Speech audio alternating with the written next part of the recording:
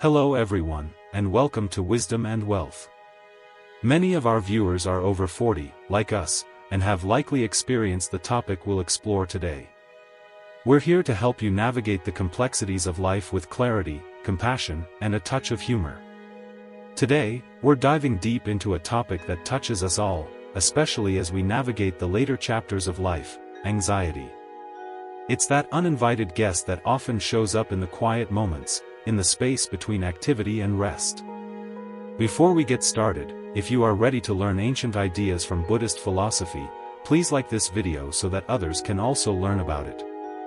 There comes a moment in life, often in the quiet hours between dusk and sleep, when the silence in the house no longer feels gentle. It doesn't soothe like it used to. Instead, it presses in around you, not loud but heavy. You sit in your favorite chair, the one you've kept for years, and you notice how your mind won't settle. Thoughts begin to drift in, little worries, old regrets, imagined futures. And before you even realize it, anxiety has taken a seat beside you, uninvited. But what if I told you that this anxiety isn't proof that something is wrong with you? That it's not a weakness or a failure, not a punishment for having lived too long or loved too deeply? What if, instead, anxiety was a signpost, pointing you towards something important? In the teachings of the Buddha, suffering, including anxiety, isn't something to be fought but something to be understood. And more than that, it's something that can guide us back to what really matters. First quarter. You see, many of us were taught to push anxiety away, to ignore it, suppress it, or cover it up with distractions. But Buddhist wisdom teaches something radically different. It teaches that our discomfort can be a doorway, that anxiety isn't our enemy, it's our teacher, arriving with a message we've perhaps ignored for too long. Especially in the later chapters of life when there's more stillness, more space to feel, more time to remember, this message grows louder. We are no longer rushing from task to task. Instead, we are left with ourselves, with our thoughts, with our breath. And that is where the deeper work begins. Now that you're ready to start doing the work, please subscribe to the channel if you think this content can help you in your everyday life. So, in today's reflection, we're going to explore one powerful thought, one ancient idea from the heart of Buddhist philosophy that doesn't erase anxiety but gently shifts how we hold it. This idea has comforted monks in remote mountains, calmed warriors before battle, and brought peace to countless people like you and me, ordinary people navigating the quiet storms of daily life. If you've ever felt trapped in your thoughts, overwhelmed by feelings you can't name, or simply exhausted from carrying the weight of worry for so long, stay with me. This isn't about denial or toxic positivity. It's about truth. It's about freedom. Because the truth is, you are not broken. You are not failing. You are simply being invited to see anxiety differently. Let's begin, not by fighting it but by meeting it right where it lives, in our own minds and in the things we hold on to the most. First point. The root of anxiety: attachment and aversion. Anxiety doesn't just appear out of nowhere. It's not a bolt of lightning crashing down without cause. No, it has roots. And in the quiet wisdom of Buddhism, those roots are known by two powerful names: attachment and aversion. These aren't just ideas, they're patterns woven into how we respond to life, especially as we age. Think of attachment as the grasping hand of the mind. It clings to the things we love, to comfort, to certainty, to the people we've built our lives around. And when life threatens to change, as it always does, that grasping becomes fear. It says, "Don't take this from me."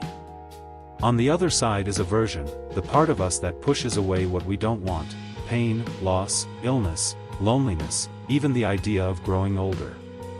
We reject it, resist it, fight it, hoping that maybe, just maybe, if we push hard enough, it will leave us alone. But clinging and resisting are exhausting. And more than that, they don't work. As the Buddha taught, whatever is subject to arising is subject to ceasing. In other words, everything, and I do mean everything, changes. Your body changes, your relationships shift, even your emotions, those storms that seem to last forever, will rise and fall like waves. Yet it's our refusal to accept this truth that gives rise to anxiety. Take, for example, an old friend of mine named Tom, a retired Navy veteran who used to walk the lake trail near his home every morning at 6 a.m. sharp. It was part of who he was, the discipline, that routine. But when a hip injury forced him to stop, Tom began to unravel. He didn't just lose a habit, he lost what he had come to believe was a part of his identity. His anxiety grew. He began to dread the mornings, those quiet hours that used to bring him peace now only reminded him of what he had lost. In a conversation over tea, I gently asked him, "Tom, what is it you're holding on to?" He paused, looked out the window, and whispered, "The version of me that could still move freely." This is what the Buddha pointed to: our suffering isn't born from change itself but from our refusal to let go of how things used to be. When we cling to the past or reject the present, anxiety slips into the space between, and it begins to whisper, "You are losing control." But here's the liberating truth: we never had control to begin with. The lotus grows in muddy water, and yet it blooms in beauty. Likewise, our peace doesn't come from keeping everything the same, it comes from learning to open our hands, to stop grasping, to stop pushing, and simply allow life to be what it is. You are not your routines. You are not your youth. You are not your past. And when you begin to loosen your grip on expectations, on perfection, on the need to have it all figured out, you'll start to notice something incredible: anxiety begins to loosen its grip on you, too. As the Dhammapada says, from attachment springs grief, from attachment springs fear. But he who is free from attachment knows neither grief nor fear. What would happen if today, even just a little, you allowed yourself to unclench the fists of the mind? What if peace isn't found in getting things back to how they were but in meeting this very moment with open arms? Middle point. The thought that frees you, this too is just a thought. There's a moment in everyone's life, maybe it comes in the still hours before dawn or perhaps in the middle of a crowded afternoon, when a thought arrives uninvited and settles like a weight on the chest. It might whisper, "Something's wrong," or shout, "What if this never gets better?" And before we know it, we are no longer living in the present moment, we are living inside that thought. It becomes a world of its own, a world filled with shadows, tension, and fear. But the Buddha, in his quiet clarity, offered a thought so simple, so gently powerful, that it can begin to unravel anxiety at its root. That thought is this: this too is just a thought. Before we dive deeper, please like this video if you're still learning more about ancient ideas from Buddhist philosophy. Pause with that for a moment.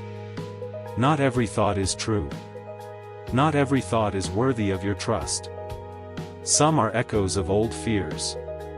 Some are habits of worry, passed down like family heirlooms. Some are simply the brain doing what it's done for decades, scanning, protecting, imagining. But a thought, no matter how loud or persistent, is not a fact. It is a passing cloud across the sky of your awareness. A monk once said, "Don't believe everything you think." Even the thoughts that feel urgent are often just ripples on the surface of the mind. And the more we meditate, reflect, and truly observe, the more we begin to see the truth in this. Anxiety, as overwhelming as it can feel, often begins with a single thought. And that thought gains power only when we believe it without question. Take, for instance, the story of a woman named Marlene, 76, widowed and adjusting to a quieter life than she had known for decades. After her husband passed, she began experiencing a strange kind of fear. She would sit alone in her living room and suddenly worry, "What if I fall and no one's there? What if I forget to turn off the stove? What if I start losing my memory?" These weren't unrealistic fears, they were grounded in possibility. But they weren't happening, they were thoughts. And they arrived with a pounding heart, a tight chest, and a racing mind. But Marlene began attending weekly mindfulness classes at the senior center. One afternoon, her instructor asked the group to write down the sentence, "This thought is not me. It is just a thought." At first, it felt silly, but over time, this became Marlene's anchor. Each time the fear arose, she would gently repeat it, "This thought is not me. It is just a thought." And like a knot slowly coming undone, the grip of those fears began to loosen. You see, in Buddhism, this is known as non-identification, the wisdom of knowing that your thoughts are not who you are. They are movements in the mind, like wind passing through leaves. Some are helpful, some are not, but none of them define your essence. The practice, then, is not to suppress anxious thoughts nor to shame yourself for having them. The practice is to see them clearly, to say, "Ah, I see you, thought. You are trying to protect me. You are trying to warn me, but you are not reality, and you are not in control." It's a small shift from being inside the thought to standing beside it, but this shift is everything. As the great teacher Aryan Cha once said, "If you let go a little, you'll have a little peace. If you let go a lot, you'll have a lot of peace. If you let go completely, you'll be free." When the next wave of anxiety rises, try meeting it with gentleness. Say to yourself, "This too is just a thought." No battle, no panic, just a whisper of truth in the heart of the storm. Third point. Mindfulness, anchoring in the present moment. It often begins with something simple, a flicker of unease while sipping your morning tea, a sudden tightness in the chest while folding laundry, or a vague sense that something is off, though nothing in particular has happened. For many older adults, especially those who now live alone or find themselves in quieter routines, this gentle hum of anxiety can sneak in like a draft under the door. It's not loud, but it lingers, and it pulls the mind away from the warmth of the present moment into the cold corridors of what-ifs and what once was. But mindfulness, as taught in Buddhist tradition, offers us a doorway back into our bodies, back into our breath, back into the only place where peace ever truly lives, right here, right now. Mindfulness isn't about emptying the mind or forcing stillness, it's about becoming intimate with what is, noticing with loving attention the sensations in your body, the flow of your breath, the rise and fall of your thoughts. It's learning to be where your feet are instead of being lost in yesterday's memories or tomorrow's fears. The Buddha said, "Do not dwell in the past, do not dream of the future, concentrate the mind on the present moment." And it's a teaching that speaks directly to the heart of anxiety because anxiety is always reaching forward. It's a mind trying to predict, to protect, to prepare. But the present moment, it asks nothing of us except that we be here. Now that you're truly trying to be here and have made it to the 3/4 mark, please subscribe if you want to improve every aspect of your life. Let me share a story that might resonate. There was an elderly man named Frank, a retired carpenter, quiet and gentle by nature. After his wife passed, the stillness of the house began to feel more like an echo chamber than a sanctuary. Small worries turned into spirals. What if I forget something important? What if I fall and no one finds me? What if I become a burden to my children? These thoughts took root in the empty hours of the day. Frank's doctor recommended a local mindfulness meditation group, and though skeptical, Frank gave it a try. On his first visit, the teacher asked them to simply sit, close their eyes, and follow the breath. Not to change it, not to force it, just to notice it. Frank said later, "At first, all I noticed was how loud my thoughts were, but eventually, I began to notice my breathing, and then the sound of birds, and then the warmth in my hands." That was the turning point. Each breath became an anchor, each step a meditation, each moment an invitation to return. He began practicing 5 minutes a day, just sitting in his garden, hands resting on his knees, eyes soft, breath steady. He didn't try to clear his mind, he simply watched it, like watching clouds drift across the sky. And with time, the clouds grew lighter. This is the power of mindfulness. It doesn't promise to erase our struggles, but it teaches us to sit with them without fear. It helps us see that we are not the storm, we are the sky that holds it. Mindfulness is also deeply forgiving. If you drift into thought, that's okay. The moment you notice, you've already returned. That noticing is the practice, that return is the victory. So, if anxiety visits you in the quiet of your days, offer it no battle. Instead, offer your breath. Anchor yourself in what you can feel, your feet on the floor, the warmth of sunlight, the rhythm of your inhale and exhale. This is not denial. It's not escape.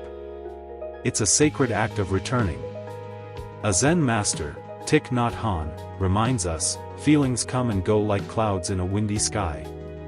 Conscious breathing is my anchor. Try it now.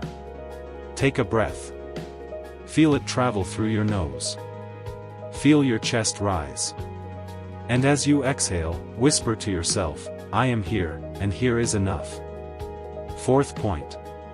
Compassion, the kindness that softens anxiety. There's a quiet, relentless voice that often accompanies anxiety, and it doesn't belong to the world around us, it belongs to ourselves. It's the inner critic whispering, why are you like this? You should be stronger. You're such a burden. And over time, that voice wears down the spirit, not just with fear but with shame. But in the teachings of the Buddha, there is a gentle, radical antidote, compassion, and not just for others, but for ourselves, especially for ourselves. You see, many older adults grew up in a time when emotional needs were silenced, when resilience meant stoicism, and when self-sacrifice was seen as noble. You cared for others, children, partners, aging parents, while quietly shelving your own pain, fatigue, and needs. And perhaps now, when you finally have space to feel, everything you postponed rushes in, anxiety, guilt, grief, regret. But here's what Buddhist wisdom teaches us, that the path to peace is not paved with perfection, it's walked with tenderness. The Buddha said, you, yourself, as much as anybody in the entire universe, deserve your love and affection. These words are not an indulgence, they are a lifeline. Consider the story of Ruth, a 79-year-old woman who had spent most of her life caring for others. A nurse by profession and a mother by nature, she had always been the strong one, the dependable one. But after retirement and especially after losing her sister, Ruth began experiencing waves of anxiety. She felt foolish, even embarrassed. Why now? She asked. I've always kept it together. During a mindfulness retreat at a local community center, a Buddhist teacher invited the group to place their hands on their hearts and silently repeat the phrase, may I be kind to myself in this moment. May I accept myself just as I am. At first, Ruth couldn't do it. Her chest tightened, tears welled. It felt unfamiliar, even selfish. But the teacher gently reminded her, self-compassion is not about ego, it's about softening, it's about not turning away from your own pain. That moment marked the beginning of Ruth's healing, not because the anxiety disappeared, but because she no longer fought it alone. She began writing letters to herself, forgiving the parts of her that had been too tired to keep going, some days too overwhelmed to explain, too hurt to reach out. And slowly, she began to feel whole again. In Buddhist practice, compassion is seen as a medicine of the heart, and like any medicine, it must be taken regularly, especially when the symptoms of suffering arise. Here are a few gentle ways you can practice self-compassion in your daily life. Speak kindly to yourself, especially when you feel afraid or anxious. Replace, what's wrong with me, with, this is hard, and I'm doing the best I can. Place your hand over your heart during anxious moments. It's a physical gesture of care, a reminder that you are not abandoned. Offer yourself the same grace you would offer a dear friend. If you wouldn't say it to them, don't say it to yourself. Acknowledge your effort. You've survived so much. You're still learning. That matters. Compassion doesn't fix everything, but it transforms the way we move through everything. It turns anxiety from a prison into a path that walks alongside your pain, not in opposition to it. Thich Nhat Hanh once said, when you love someone, the best thing you can offer is your presence. How can you love if you are not there? The same is true for ourselves. If we are not present for our own pain, who will be? So, the next time anxiety knocks at your door, meet it with kindness. Offer it a cup of tea. Sit beside it. Ask what it needs, not so you can fix it, but so you can hold it gently, like a child who's frightened in the dark. Because sometimes, all our inner world needs is to know that someone is still listening. Penultimate point. The thought that destroys anxiety: this is not mine. This is not me. This is not who I am. There are moments in life, quiet, piercing moments, when anxiety wraps itself around us so tightly that we begin to believe it defines us.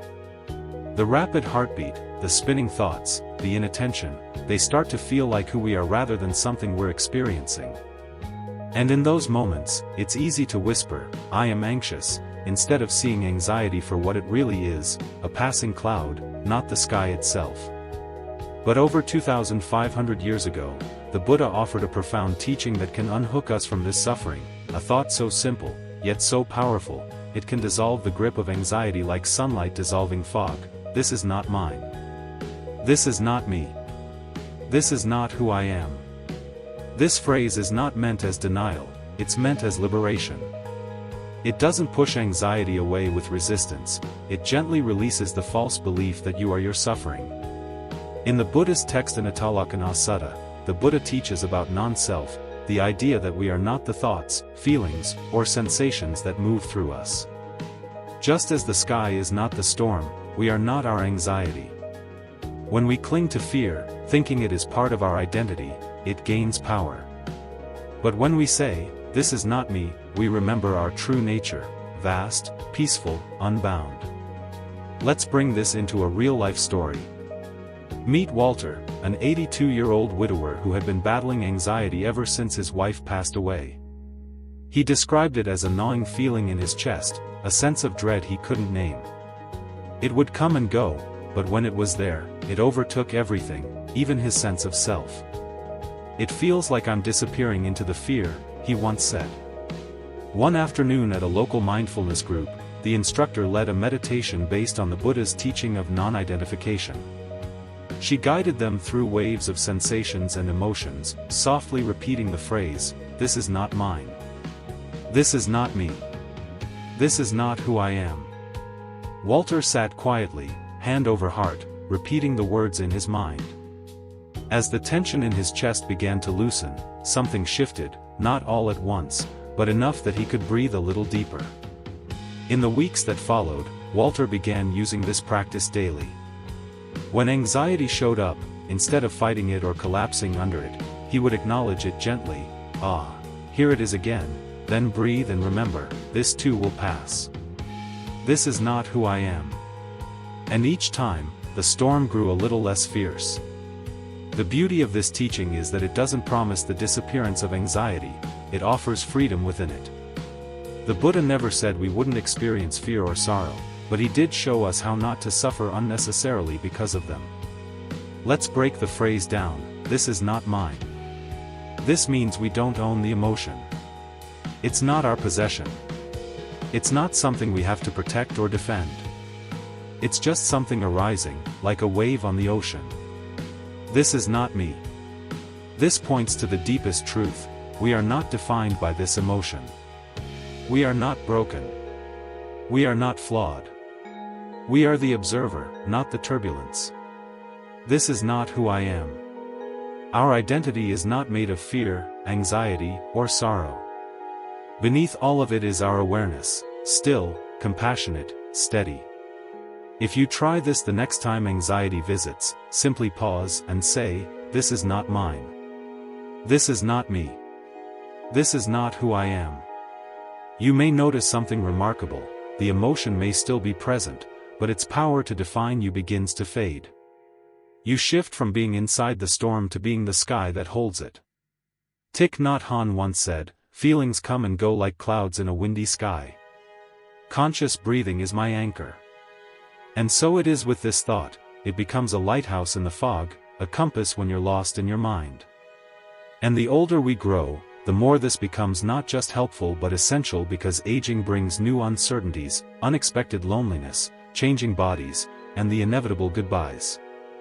But none of these make us less whole. None of them diminish who we truly are. The thought, "This is not mine. This is not me.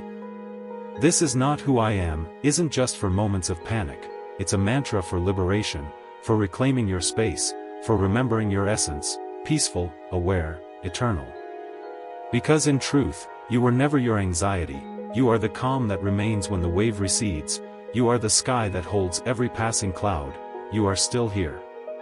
Last point. 6. A guided practice, applying this thought in daily life. It's one thing to hear a teaching that stirs the heart, that feels true like a breeze through an open window after a long, stuffy silence. But it's another thing entirely to carry that teaching into daily life, where the dishes pile up, the phone rings, the aches remind you of time's quiet hand, and the heart, oh, the heart still trembles sometimes. This is where the real work begins, and it is also where the greatest peace can be found. The Buddha was never interested in lofty ideas for their own sake.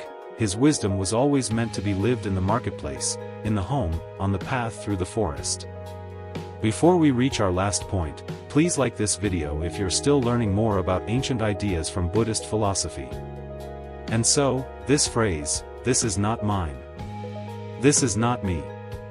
This is not who I am," is not just something to remember when meditating or reading spiritual texts, it is something to bring with you into the mess and the miracle of everyday life. Let's begin simply with a practice that's both gentle and powerful, something you can do even now as you listen. Find a moment to pause. Sit quietly, or if you're standing, let your feet rest fully on the floor. Let your body be just as it is.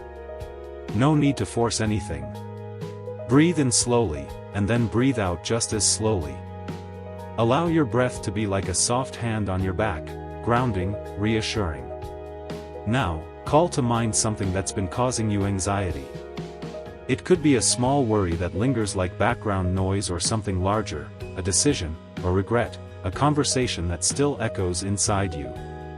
Don't judge it, just gently hold it in your awareness, like placing a stone in the palm of your hand. As you sit with this feeling, begin to softly say, out loud or in your heart, "This is not mine."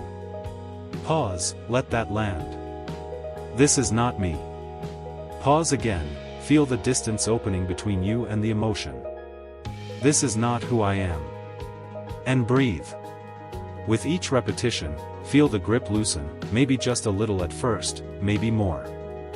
You are not denying the feeling, you are witnessing it without claiming it, without becoming it. Now, imagine your breath as a current of air moving through an open house. It moves through the room of your worry, gently airing it out, not pushing anything away, just making space. The walls of the house are still standing, that house is you, steady, grounded, whole. The anxious thought is just a guest.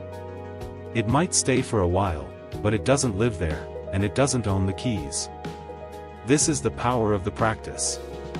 Now, let's talk about where to apply this during your day, because truthfully, you don't need to be on a meditation cushion or in a retreat center to awaken peace. You need it at 3 a.m. when you wake up with a heaviness in your chest.